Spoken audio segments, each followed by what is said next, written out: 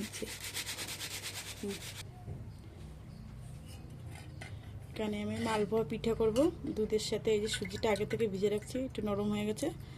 এখানে চালের গুঁড়ো নিয়ে নিয়েছি, এখানে নারকেল কোড়া আর 3টা কলা নিয়ে নিয়েছি। এখানে চিনি অল্প একটু দিয়ে দেবো। এখানে আমি 4-5টা এলাচ নিয়ে নিচ্ছি। এখানে দুধ আর সুজি কলাটা মেখে নিচ্ছি।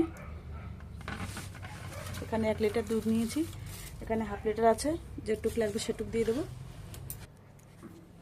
এই যে বন্ধুরা, আমি দুধ কলা সুজি এলাচ দিয়ে মাখিয়ে নিচ্ছি। এবার আমি দিয়ে দেবো গুড়টা। গুড়টা এখানে আছে, এটা এত শক্ত তার জন্য এটাকে একটু গরম করে নিচ্ছি গুড়টা। এই যে বন্ধুরা, আমি পুরোপুরি সবটা রেডি করে নিচ্ছি। এখন আমি পিঠাটা করে নেব। এই যে তেলটা গরম হয়ে গেছে, এমন করে ছেড়ে দেবো।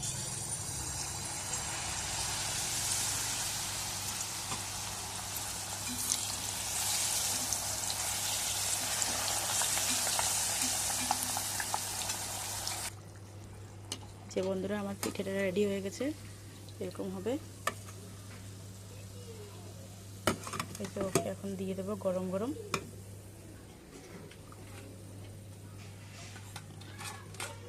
খায়ে বলো কেমন হয়েছে।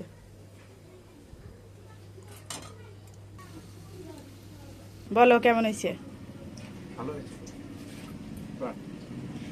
এ দেখো বন্ধুরা, পিঠাটা ভেঙে দেখাচ্ছি, ভিতরে এরকম হয়েছে।